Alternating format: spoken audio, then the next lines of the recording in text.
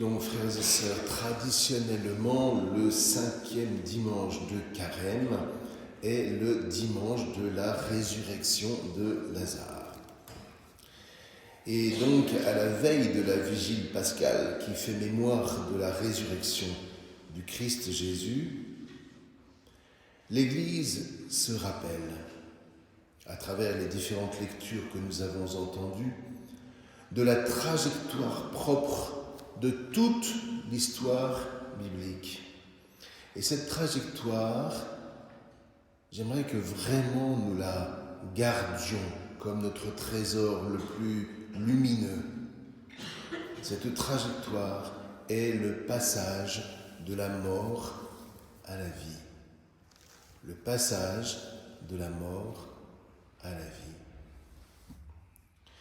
Vous voyez, l'expérience commune est celle de la vie qui est interrompue par la mort.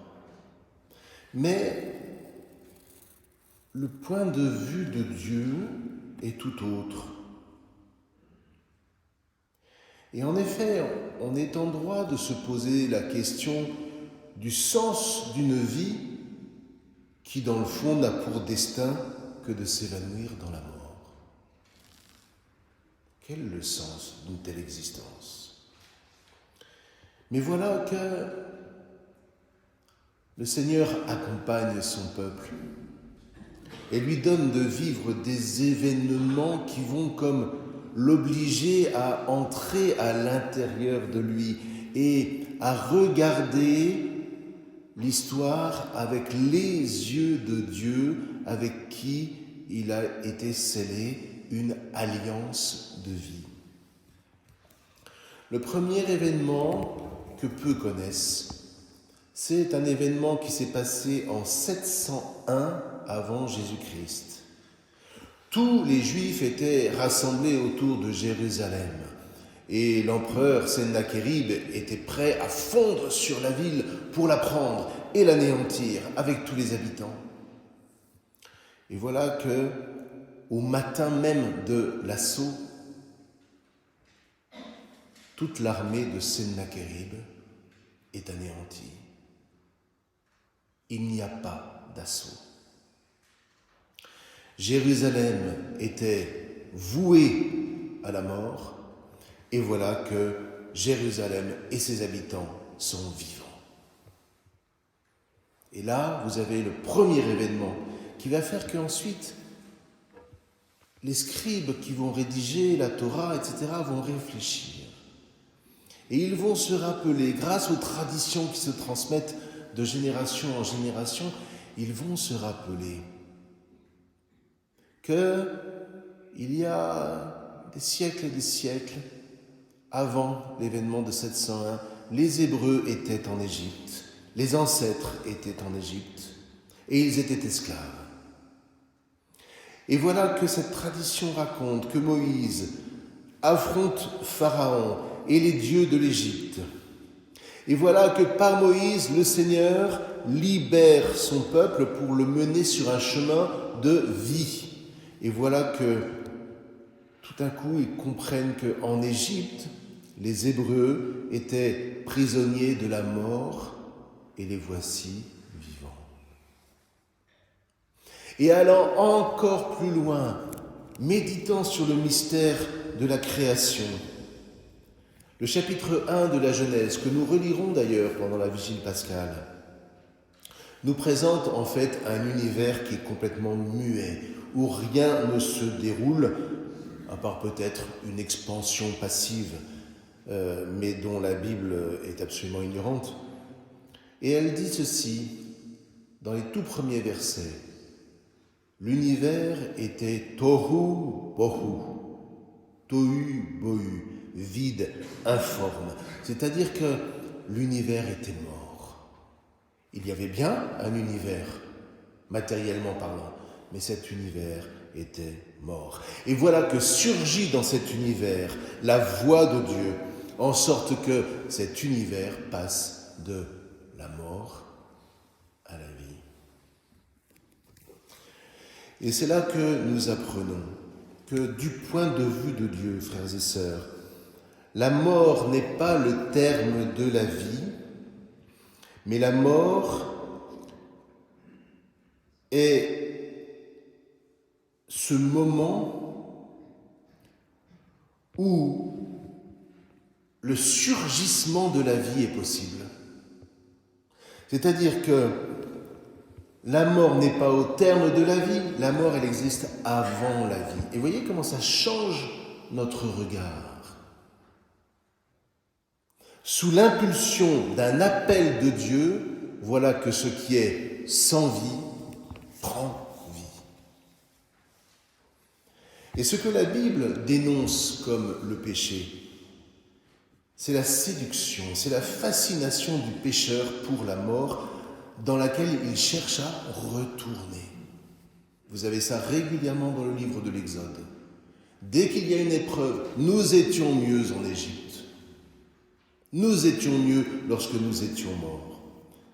Pourquoi ? Parce que l'homme, vous et moi, face à une vie qui lui échappe toujours, qu'il ne contrôle pas, une vie qui dans le fond le secoue parce qu'elle lui rappelle à la lumière de Dieu qu'il n'est qu'une créature. Quand l'homme s'aperçoit qu'il ne maîtrise rien de ce qu'il avait pourtant programmé,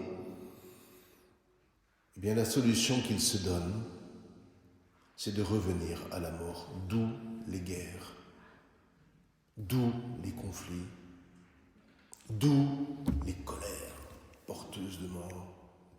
Sauf s'il cultive en lui ce qu'on appelle une vie intérieure. Sauf s'il enracine en lui justement cette parole de vie qui appelle. Et donc lorsque Jésus lance son appel, Lazare, sors, cette parole-là n'est pas une incantation. Cette parole n'est pas une parole magique.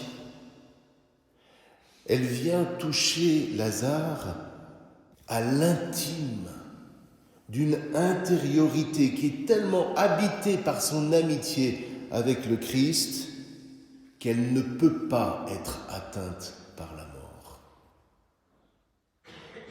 Il y a quelque chose en Lazare qui est au tombeau, qui est tellement lié par l'amitié, par la familiarité avec Jésus que cela, la mort, n'a pas pu le prendre. Et voilà que la parole du Christ vient toucher à l'intime de Lazare. Et voilà que Lazare va passer de la mort à la vie. Quand l'Évangile vous dit que Lazare sort, il ne faut pas imaginer qu'il sort, quand voulez-vous qu'il marche, puisqu'il a des bandelettes partout. Vous imaginez qu'il va aller en sautant jusqu'à la porte du tombeau. Non, il sort véritablement de la mort, mais effectivement, il est encore lié avec les bandelettes. Donc, ses frères et sœurs vont rentrer dans le tombeau pour enlever les bandelettes et le faire se lever. Il ne sort pas du tombeau, il sort de la mort et passe de la mort à la vie. Alors, si vous le voulez bien, prions.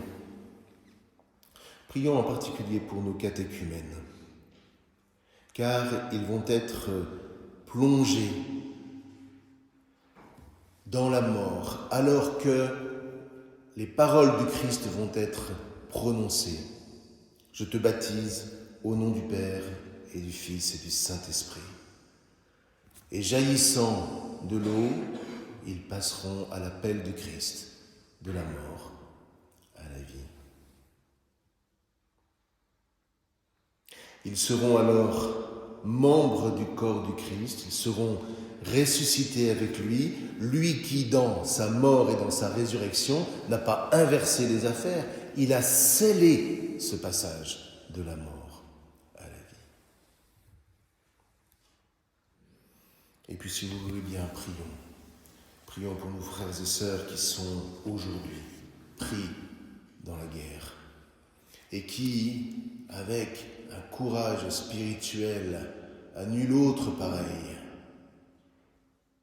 restent avec ces paroles du Christ à l'intérieur d'eux-mêmes, à l'intime d'eux-mêmes, de sorte qu'ils n'ont pas peur de témoigner, ils n'ont pas peur de rayonner, même sous les bombes.